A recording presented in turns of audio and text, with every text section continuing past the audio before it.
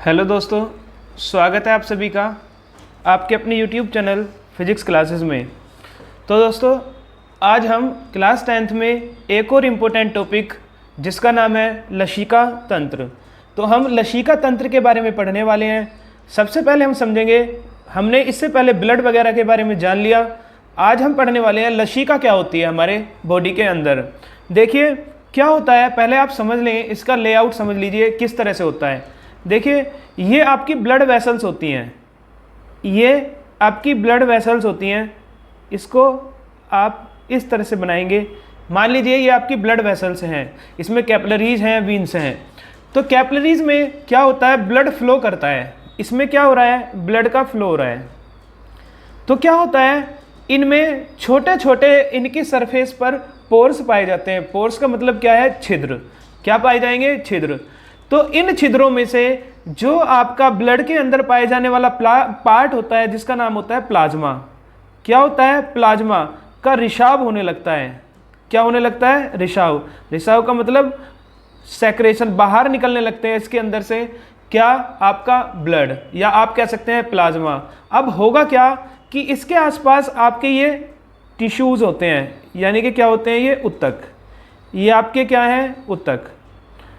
तो ये उत्तकों के बीच में खाली स्थान पाया जाता है। क्या पाया जाता है, खाली स्थान। तो इन खाली स्थान में ये जो आपके क्या है, जो आपका क्या है, प्लाज्मा, वो प्लाज्मा इनके खाली स्थान को क्या कर जाता है, भर जाता है। इसके खाली स्थान में इस तरह से आकर भर जाता है। इसी लिक्विड को, इसी फ्लूइड को हम क्या बोलते हैं, लिम्फ बोलते हैं, लसिका बोलते हैं। दोबारा समझ लीजिए, जो आपकी कैपिलरीज होती हैं, केशिकात्व होती है, उसकी सतह पर छोटे छोटे छिद्र पाए जाते हैं। इन छिद्रों से जो आपके ब्लड के अंदर पाया जाता है पार्ट, जिसको बोलते हैं आप क्या, प्लाज्मा। प्लाज्मा बाहर आने लगता है, और बाहर आकर जो टिश्यू है, जो आपके उत्तक हैं, उनके बीच के स्थान में इकट्ठा हो जाता है। इसको हम बोलते हैं लिम्फ। क्या बोलते हैं, लिम्फ। और ये आपका क्या है, टिश्यू है। क्या है, टिश्यू। अब क्या होता है कि ये जो आपके पास लिम्फ बना है, लसिका बनी है, इस लसिका के अंदर कम मात्रा में प्रोटीन होता है। कम मात्रा में प्रोटीन होगा और इसके अंदर आरबीसी अनुपस्थित होती है, एब्सेंट होती है, जिसके कारण ये कलरलेस होता है। कैसा होता है, कलरलेस। क्या इसका कोई कलर होगा, नहीं, कलरलेस। अभी लिखूंगा, एक साथ बताऊंगा आपको क्या होता है। ये कलरलेस होता है और प्रोटीन की मात्रा इसमें कम होती है, लेकिन WBC इसके अंदर पाया जाएगा। अब क्या होता है, इस फ्लूइड को कैरी करने के लिए एक सिस्टम होता है हमारे शरीर के अंदर, उसको बोलते हैं हम लिम्फ सिस्टम। क्या बोलते हैं, लिम्फ सिस्टम। तो जो ये टिश्यू फ्लूइड है, जो ये टिश्यू फ्लूइड है, टिश्यू यानी कि उत्तकों का जो द्रव है, वो क्या काम करता है, उत्तकों का द्रव, इसमें जिस तरह से हमारी बॉडी के अंदर वेसल्स पाई जाती थी, किसकी, ब्लड की, उसी तरह से हमारी बॉडी के अंदर लिम्फ वेसल्स पाई जाती हैं। लिम्फ वेसल्स पाई जाएंगी। तो ये क्या हो जाएगा, लिम्फ वेसल्स में गति करने लगेगा, यानी कि लिम्फ वेसल्स में चला जाएगा। यहाँ से वो वीन्स में चला जाएगा, लिम्फ की जो वीन्स होती है उसके अंदर चला जाएगा।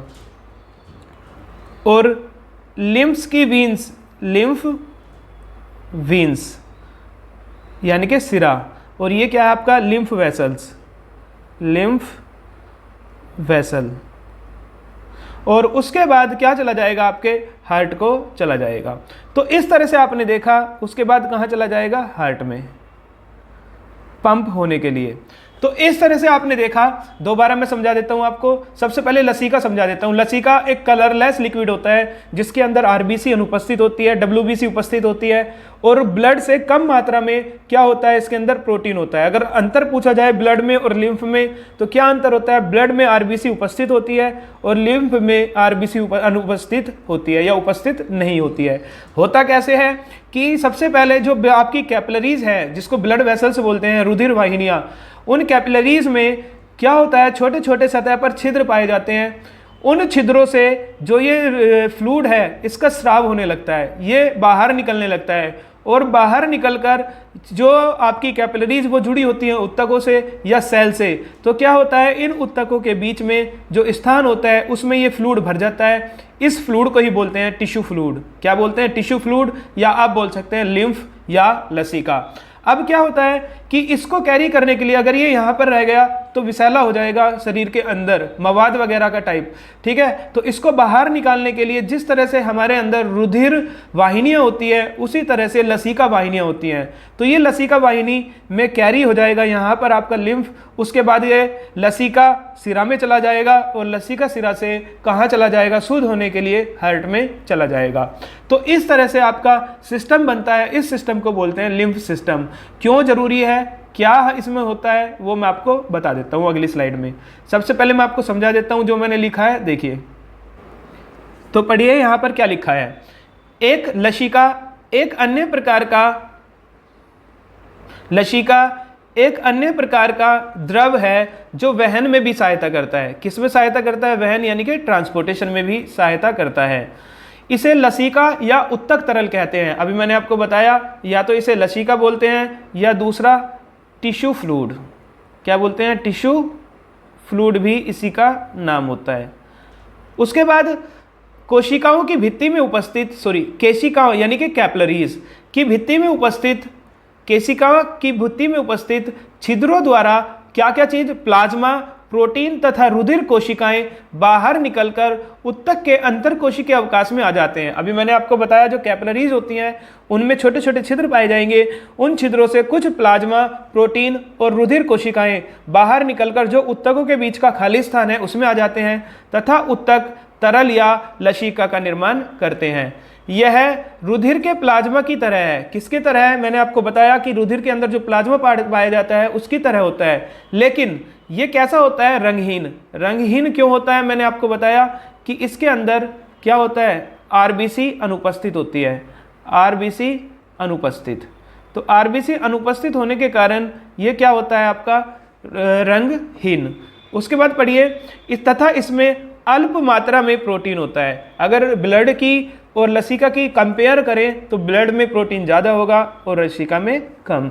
लसिका अंतरकोशिकीय अवकाश से लसिका केशिकाओं में चला जाता है जो आपस में मिलकर बड़ी लसिका वाहिका बनाती है और अंत में बड़ी सिरा में खुलता है। तो मैंने आपको दिखा दिया ये किस में खुलता है, लसिका बड़ी सिरा में खुल जाता है।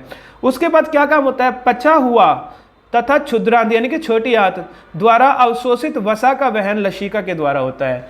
जो पचा हुआ है और क्षुद्रांत द्वारा अवशोषित फैट है उसका ट्रांसपोर्टेशन कौन करता है, आपका लिम्फ।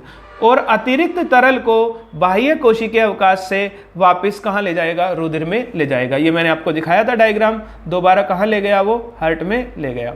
तो इस तरह से आपका लिम्फ सिस्टम क्या होता है हमने समझ लिया। अब एक दो लाइन आप इसमें और लिख सकते हैं। क्या लिख सकते हैं, देखिए सबसे पहले आप लिखेंगे क्या होता है, ये कलरलेस लिक्विड होता है, रंगहीन द्रव। क्या है ये, रंगहीन द्रव है जो प्लाज्मा के श्रावण से बनता है। दूसरा आप इसमें लिख सकते हैं क्या, दूसरा आप इसमें लिख सकते हैं कि इसमें WBC जिसका दूसरा नाम लिम्फोसाइट्स होता है, लिम्फोसाइट्स, WBC तथा प्रोटीन पाया जाता है। और कैसा पाया जाएगा, कम मात्रा में प्रोटीन पाया जाता है। जो मैंने आपको भी बताया, जो प्रोटीन पाया जाएगा वो ब्लड के कंपेयर में कैसा पाया जाएगा, कम मात्रा में। और इसमें आप देखेंगे कि जो आपका क्या है, इसमें आप देखेंगे जो आपकी आरबीसी है वो अनुपस्थित होती है। तो आप लिखेंगे नेक्स्ट पॉइंट, आरबीसी अनुपस्थित होती है जिसके कारण ये क्या बनता है, रंगहीन, अनुपस्थित होती है। और जो आपकी लसिका वाहिका है, लसिका वाहिका लसिका को ले जाती है या कैरी करती है, लसिका को ले जाती है। ठीक है, अब हम देखेंगे हमारा जो लिम्फेटिक सिस्टम है उसका, लिम्फेटिक सिस्टम का क्या क्या कार्य होता है हमारे शरीर के अंदर। ठीक है, तो हम देखेंगे लसिका तंत्र का कार्य। लसिका तंत्र का कार्य, तो क्या कार्य होता है लसिका तंत्र का? नंबर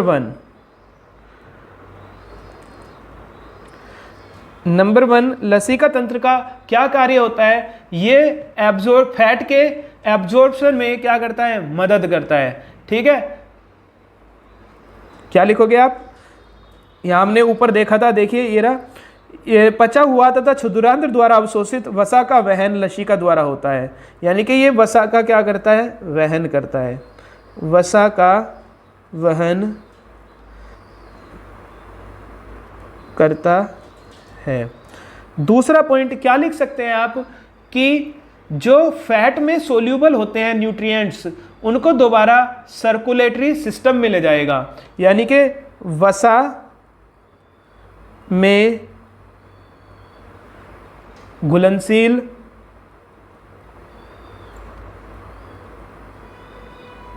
पोषक तत्वों को वापस परिवहन तंत्र में ले जाता है। जो वसा में घुलनशील है पोषक तत्व, उनको दोबारा ले जाएगा। ठीक है, और क्या काम करेगा? तीसरा, जो बॉडी का इम्यून सिस्टम है उसमें मदद करता है। इम्यून सिस्टम यानी कि शरीर की, क्योंकि WBC पाया जाता है, प्रतिरक्षी प्रणाली, antibody system, sorry immune system, immune system शरीर की प्रतिरक्षी प्रणाली को क्या करता है? बनाता है।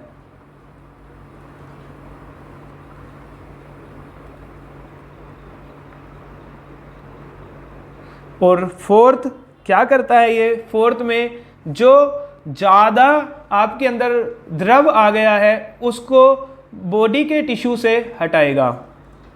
शरीर के अंदर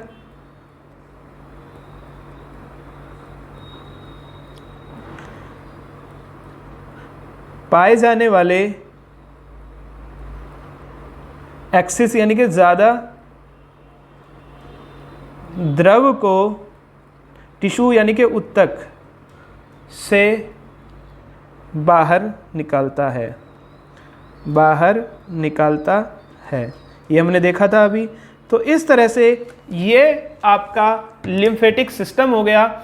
ये आपको लिम्फेटिक सिस्टम पढ़ना है। ठीक है, कोई भी क्वेश्चन हो आपका इस लिम्फेटिक सिस्टम से तो वो आप पूछ सकते हैं। इसी तरह से आपको डायग्राम बनाना है, डायग्राम बना के आपको नोट करना है। ठीक है, तो ये आपका इम्पोर्टेंट है। चलिए फिर मिलते हैं एक और नई क्लास के साथ। उस क्लास में हम देखेंगे आरबीसी और लिम्फ में क्या अंतर होता है। ठीक है।